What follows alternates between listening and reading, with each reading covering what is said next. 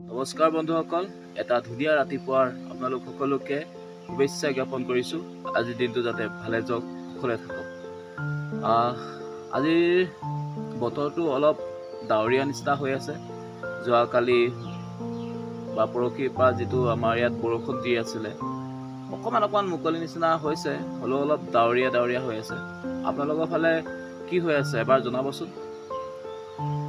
আৰু বৰষুণ লাগেই, যিহেতু গছ গছনিবিলাকে এতিয়া নতুনকৈ পাত মেলিব, নতুনকৈ কুঁহি পাত মেলিব। এতিয়া পানী পাব লাগিব, যিহেতু আমি পানীয়ে প্ৰাণ বুলি কথা এষাৰ আছে। পানী পাব লাগিব, তেতিয়াহে গছ গছনিবিলাকে ঠন ধৰি উঠিব। আৰু যিহেতু এতিয়া আম ফুলাৰ বতৰ, কঁঠাল ফুলাৰ বতৰ, ফল মূলবিলাক এতিয়া যিটো আমাৰ ফুলিবলৈ আৰম্ভ কৰিছে, এতিয়া যেতিয়া পানী পাব তেতিয়া এইবিলাক ধুনীয়াকৈ ফুলিব। আৰু যিহেতু আমাৰ ইয়াত চাহ খেতিটো অসমত বিখ্যাত, এতিয়া কলম দিয়াৰ পিছত যিহেতু কুঁহিপাত মেলিবৰ কাৰণে এইটো সময়ত পানী দৰকাৰ। সেইকাৰণে বৰষুণজাকে খেতিয়কসকলক বহুত উপকৃত কৰিছে আজিৰ দিনত।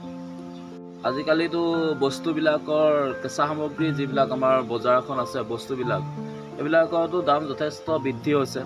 বৃদ্ধি হোৱাৰ মূল কাৰণ এটাই, এইটো হৈছে আমি অসমীয়া মানুহবিলাকে ঘৰত খেতি নকৰা হ'লোঁ। আমি বজাৰৰ পৰা প্ৰতিটো বস্তু কিনি আনিব ল'লোঁ। আৰু ২ নম্বৰ কথাটো হৈছে, আমাৰ অসমৰ বহুত অঞ্চলত আমি ৰাসায়নিক সাৰ প্ৰয়োগ কৰি যিটো আমি মাটিৰ উৰ্বৰতাটো, সেইটো প্ৰায় নাইকিয়া হৈ গৈছে। সেইবাবে আমি খেতি কৰিলেও খেতিবিলাক নহয়, আৰু সেই অনুপাতে আমাৰ শস্য উৎপাদন বহুত কম হৈ গৈছে। এতিয়া জৈৱিক সাৰ প্ৰয়োগ কৰিলেও আগত যেনেকৈ খেতি হৈছিলে, ধান খেতিয়ে হওক বা বাম খেতিয়ে হওক, আজিৰ দিনত তেনেকৈ খেতি নোহোৱা হৈছে। সেইবাবে বজাৰত বস্তুৰ দাম বহুত বেছি বৃদ্ধি হৈছে। আৰু আমাৰ মূল সমস্যাটো হৈছে, আমাৰ ইয়াত আমাৰ অসমীয়া মানুহবিলাকে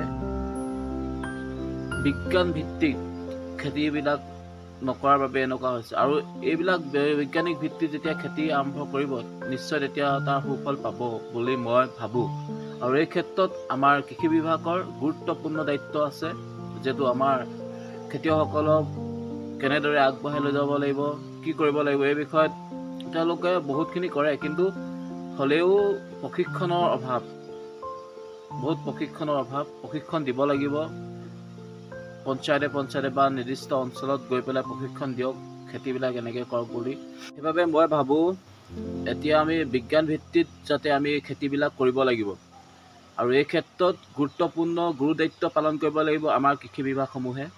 তেওঁলোকে সজাগতা সভাবিলাক দি পেলাই এটা প্ৰশিক্ষণ শিবিৰ দিব লাগিব গাঁও অঞ্চলবিলাকত।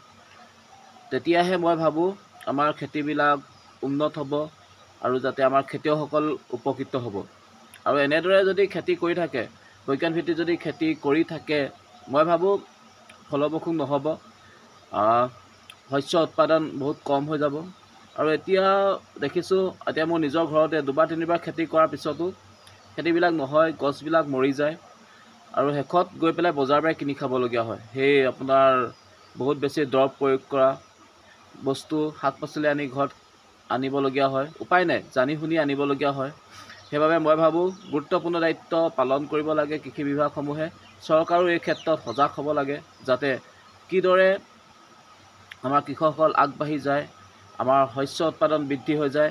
এটা কথা মনত ৰাখিব লাগিব, আমাৰ পথাৰ আৰু বজাৰ আমাৰ নিজৰ দখলত থাকিব লাগিব, আৰু ৰাসায়নিক সাৰ প্ৰয়োগ খুব কম কৰিব লাগিব। তেতিয়াহে আমাৰ স্বাস্থ্য ভালে থাকিব, নহ'লে এদিন স্বাস্থ্য বহুত বেয়া হৈ যাব। বিভিন্ন ধৰণৰ ৰোগে বাহ ল'ব আমাৰ শৰীৰটোত, আৰু যিহেতু শৰীৰটো ৰোগীয়া হৈ যাব, যিমানে ভাল বস্তু খালেও একো উপকাৰ নহ'ব। সেইবাবে নিজৰ স্বাস্থ্যটো ভাল ৰাখিবৰ বাবে আমি ভাল খাদ্য খাব লাগিব, ৰাসায়নিক সাৰ প্ৰয়োগ কম কৰিব লাগিব, জৈৱিক সাৰ বেছি কৰিব লাগিব।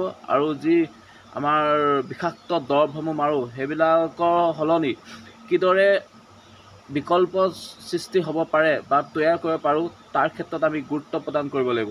তেতিয়াহে আমাৰ সোণৰ অসমখন সদায় সোণৰ হৈ থাকিব। ধন্যবাদ। আজিৰ ভিডিঅ'টো ইমানতে সামৰণি মাৰিছোঁ।